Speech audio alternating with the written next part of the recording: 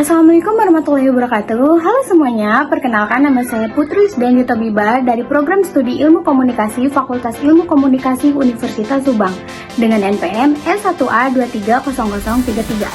Pada kesempatan kali ini, saya akan menjelaskan mengenai materi isi dari buku Pendidikan Kewarganegaraan dengan pengarang Dr. Ujang Chandra SSH, MH, MIP, MAP. Adapun resum dari buku tersebut terdiri dari 7 bab dengan penjelasan sebagai berikut. Ikutin terus ya videonya. A few moments later. Nah, buku yang dirancang oleh Dr. Ujang Chandra yang berjudul Pendidikan Kewarganegaraan untuk Pendidikan Tinggi terdapat 7 bab. Langsung saja, pada bab pertama ini membahas tentang orientasi terhadap pendidikan kewarganegaraan. Pada bab ini disebutkan tujuan pendidikan kewarganegaraan yaitu pendidikan Pancasila yang mengarah pada moral yang diharapkan dapat diwujudkan dalam kehidupan sehari-hari, seperti perilaku yang memancarkan iman dan takwa terhadap Tuhan Yang Maha Esa dalam masyarakat yang terdiri atas berbagai golongan agama, perilaku yang bersifat kemanusiaan yang adil dan beradab, perilaku kebudayaan dan beraneka ragam kepentingan, perilaku yang mendukung kerakyatan yang mengutamakan kepentingan bersama di atas kepentingan perorang dan golongan.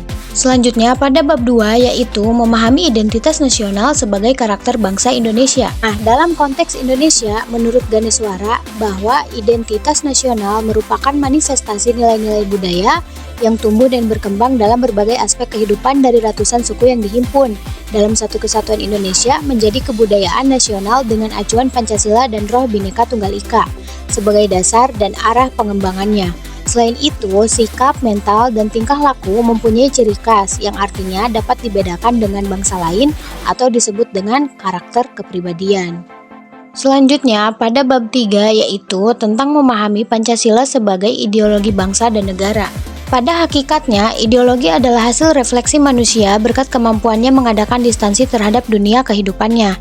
Oleh karena itu, agar benar-benar ideologi mampu menampung aspirasi para pendukungnya untuk mencapai tujuan dalam bermasyarakat, berbangsa, dan bernegara, maka ideologi tersebut harus bersifat dinamis, terbuka, dan antisipasi yang senantiasa mampu mengadaptasikan dirinya dengan perkembangan zaman. Hal inilah yang menjadi peranan penting ideologi bagi bangsa dan negara agar bangsa dapat mempertahankan eksistensinya. Pada bab 4 yaitu tentang memahami negara, konstitusi, dan warga negara. Negara adalah alat atau agensi dari masyarakat yang mempunyai kekuasaan untuk mengatur hubungan-hubungan manusia dalam masyarakat dan menerbitkan gejala-gejala kekuasaan dalam masyarakat tersebut dan hidup dalam suasana kerjasama sekaligus suasana antagonistis dan penuh pertentangan. Nah, secara umum dapat dikatakan bahwa konstitusi disusun sebagai pedoman dasar dalam menyelenggarakan kehidupan negara agar negara berjalan tertib, teratur, dan tidak terjadi tindakan yang sewenang-wenang dari pemerintah terhadap rakyatnya. Negara Kesatuan Republik Indonesia mempunyai hak asasi yang harus dihormati dan ditaati oleh setiap orang atau warga negara. Selanjutnya, bab 5 tentang memahami negara hukum, hak asasi manusia, dan demokrasi. Nah, konsep demokrasi dan hak asasi manusia merupakan isu pokok yang menjadi inspirasi perkembangan prinsip-prinsip negara hukum yang mengharuskan adanya pengakuan normatif dan empirik terhadap prinsip supremasi hukum, bahwasannya semua persoalan diselesaikan dengan hukum sebagai pedoman yang tinggi. Hak asasi manusia juga dijamin oleh hukum karena pada setiap diri manusia terdapat hak dasar sebagai pemberian alam seperti hak hidup, hak kebebasan, dan hak milik yang sekarang berkembang tidak hanya sekedar hak dasar, tetapi juga turunan hak dasar dan hak-hak yang menyertai kehidupan manusia, yaitu hak sipil, politik, ekonomi, dan hak sosial dan budaya.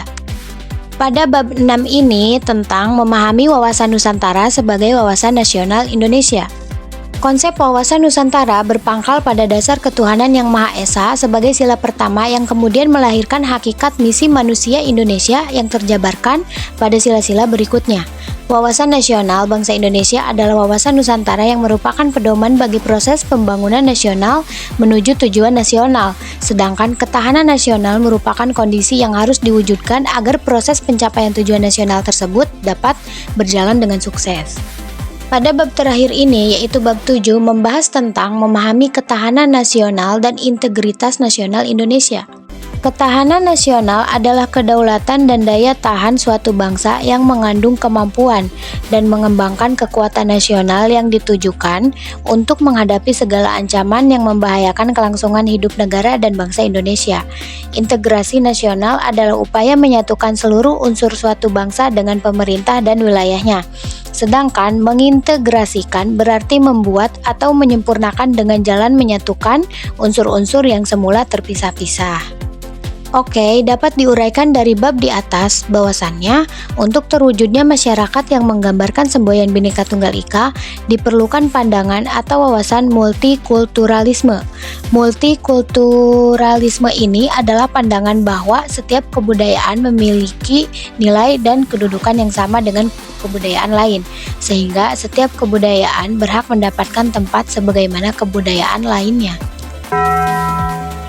Demikian resum buku ini saya buat untuk memenuhi salah satu tugas pada mata kuliah Pendidikan Pancasila.